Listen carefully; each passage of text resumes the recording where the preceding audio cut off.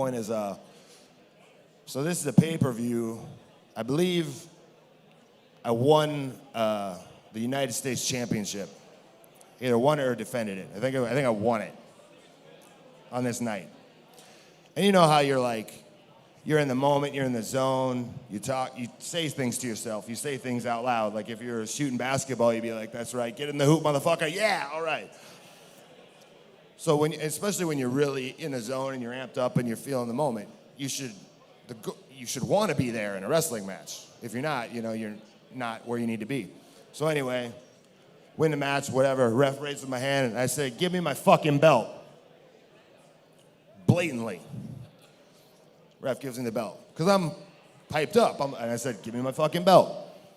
They cut it on the delay. I had no idea I said this. Because I'm just, how you're just talking, Like, I'm saying it to myself. I'm not, like, saying it on the mic, But I said very clearly on camera, give me my fucking belt. And we're pretty new at this point. So I get to the back, and everybody's, like, a little weird. I could sense some weird energy. I remember Road Dogg coming up to me. He goes, "Did you say fuck out there?" And I went, "I didn't cut a promo." And he goes, "No, like in the ring." I'm like, I don't think. Maybe I don't think so. He's like, "Oh," and he walks away. I didn't think anything of it. The next day, somebody comes up to me. I won't drop any names, but a higher up type comes up to me and he goes, "So we need you to wanted me to go into the truck, like the production truck, and apologize to those in the truck because they had to hit the button for the 5-second delay because that's so hard. But they wanted me to go in and apologize to the people in the truck because I swore on camera. And I was like, oh, okay. And I was totally like, I have no problem with that. Like, sure, oh, my bad. Like, I apologize. I don't remember. I guess it just slipped out. Sorry, it will never happen again. So I go into the truck. They make me watch it. So I have to sit down like I'm being punished. They put it on, and I'm like, I bet I didn't really say it. Well, let's find out. And I was like, oh, I so totally said it. Just blatant. But I was like, so I'm totally admitting fault and apologizing and like bound. I'm like, totally my bad. It'll never happen again. I don't know what happened. Just came out. I was just in the moment. I didn't, and I'm new. I'm not used to all these cameras picking up every little thing. I don't know. I'm sorry. Like I apologized to what I legitimately thought was like a sincere, perfect apology. So I leave. A little bit later, same person comes up to me and he says, he pulls me aside, all serious. He goes, I don't think that was the right kind of apology for the push we want to give you. And I was like, what do you mean? I totally apologize. I'm sorry. I didn't mean to. And he's like, look, I know, this is the first time I heard this. I know you're a different type of cat, but you gotta, whatever. And I was like, I was so confused because I was like, what do you mean? I totally apologized. But now, like looking back years later, I must have just come off like a dick. I didn't mean to, but I must have.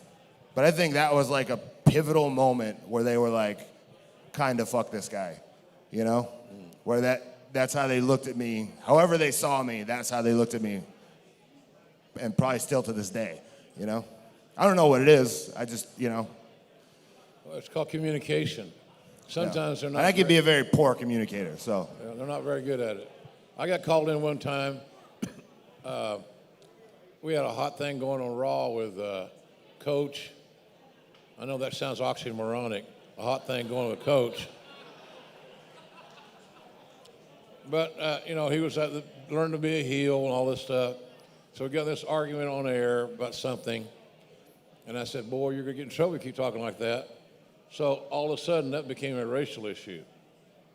I'm thinking, what? I had to go to Vince's office with he and Stephanie. And I had to watch the tape again. You don't have no franchise in this deal, pal. And, I had to apologize for my racial epitaph I called him boy. Not, hey, boy. It was, boy, you better watch that. And it's a way of breaking you down sometimes. It's a way of where you question your own integrity or your sanity or your skill level, and I detested that. It's a poor way of motivating talent. Whether you're an athletic talent or you're an artistic talent, you still have to be motivated. And I think that's what Jon experienced, the same thing that a lot of people there have. If they believe they couldn't control you, they went out of their way to make sure that you knew that they were watching your ass. Every move you made. Yeah, it feels like high school. What? It feels like high school. Yeah. Like you're afraid of like getting in trouble or some shit. Like, well, so my question in a roundabout way, have you always been defiant as a kid? Were you defiant? Did you have a chip on your shoulder when you were a kid?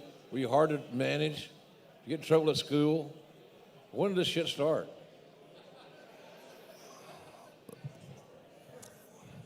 kind of all of the above, but I don't really see it like that. Like the other night I did a promo on TV and I was talking about the guys who come up to you and because they would always say shit like this to me, like The Office and WWE. They always say like, well, he's a different type of cat. That's like their phrase, different type of cat.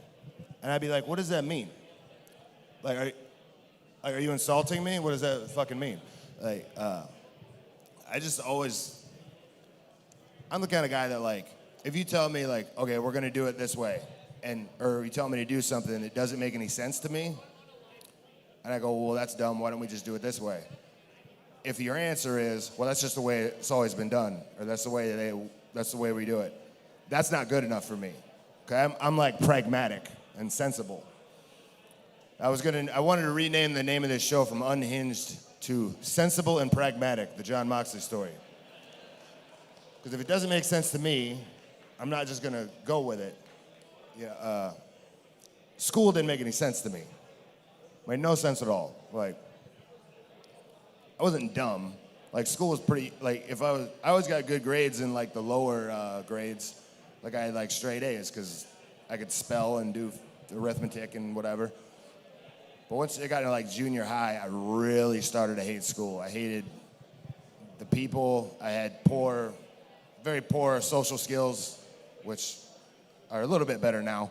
But I hated the people. I just hated this concept. It just didn't make any sense to me. Like, you got to come here and do these classes, learn about the stuff that I'm never going to use and whatever. Like, I just had no interest in it. Wrestling made sense to me. So like, when I was like, oh, I want to be a wrestler, so I'll go to wrestling school instead of regular school, that made sense to me. So there was a point where I just stopped going to school because I was just like, this is, just didn't make any sense to me. Right. Well, see, your philosophy is really old school in as much as that I remember sitting in on booking meetings back in the 70s and the 80s with Watts, and he would bring let's say, for example, he'd bring a top heel into the territory, right? And oftentimes he brought guys in to specifically work with Bill. And when you're a 6'3", 300-pound babyface, everything's not automatic. The rules are a little different. So he's got to have a heel that's convincing, realistic, has good psychology. But what I saw in all those guys he booked and brought in, they all had a say in their program with Bill. So in other words, they would tell Bill what they did best, and this worked here, this worked in Portland, this worked in wherever, and give him the ammunition to create more like stuff. I remember a story I heard when I first got in the business with the Kentuckians and the Assassins were two great tag teams back in the 60s, and they're on YouTube and all that good stuff. But they took their same program to a variety of territories. Including the Carolinas and including Kansas City and including Oklahoma territory, among others. And they had their way. Week 1, we do this. Week 2, we do this. We finally crossed paths in week 4. They do the promo here, we do the interruption. They had it all down.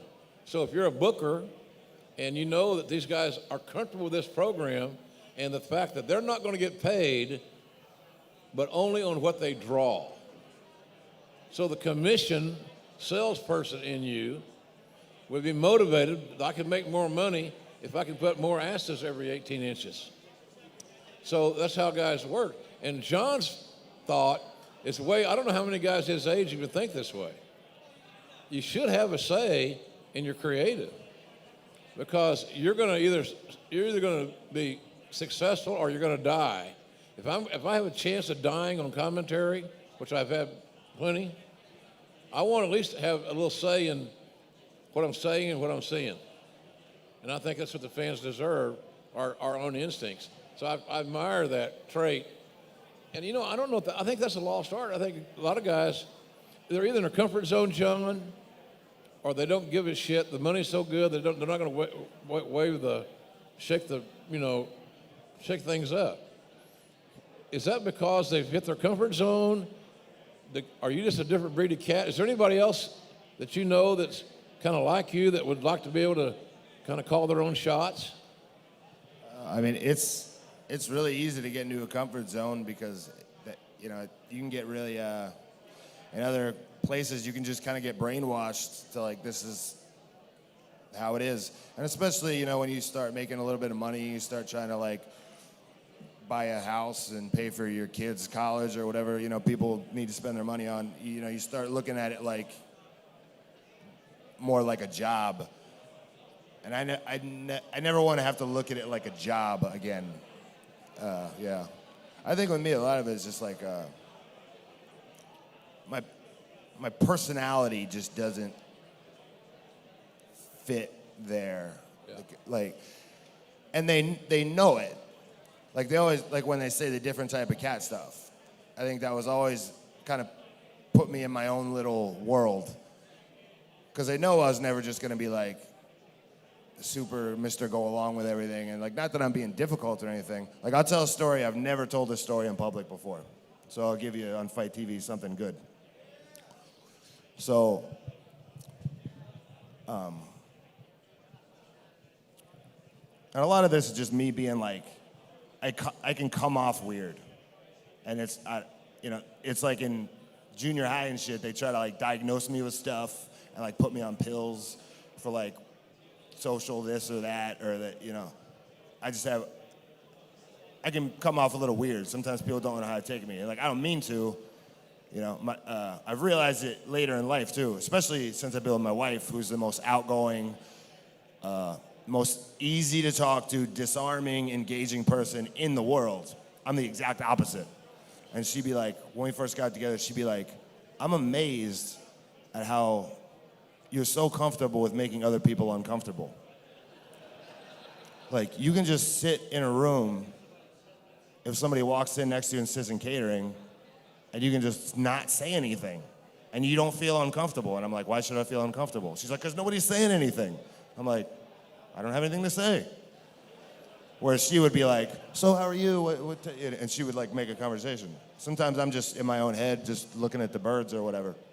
So I can, and I've tried to get better at that over the years. And actually being in WWE and, learning how to do like Make-A-Wishes and even just doing like meet and greets and stuff, that was hard at first. Because we went from being complete nobodies to within a few months, all of a sudden we're going to signings at malls and we're the fucking Backstreet Boys. And I got all these, and I'm like, I didn't know, I'm like, hey, what's up? I don't know, So I learned how to, get better over the years. But also, now I'm getting older and I don't